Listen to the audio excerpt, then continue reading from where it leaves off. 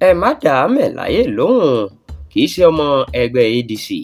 ẹgbẹ́ òṣèlú African Democratic Congress ẹ̀ka ti ìpínlẹ̀ Kogi ti sọ pé Dino Melaye ò kì í ṣe ara àwọn o.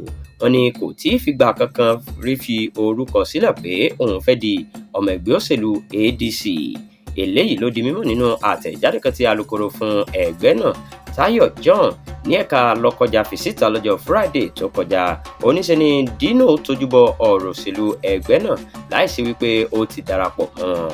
ó sọ síwájú pé ìdí nìyí tí àwọn àgbààgbà ẹgbẹ́ ṣe dìde ní kíákíá láti fi òtítọ́ ọ̀rọ̀ hàn gbogbo ayé.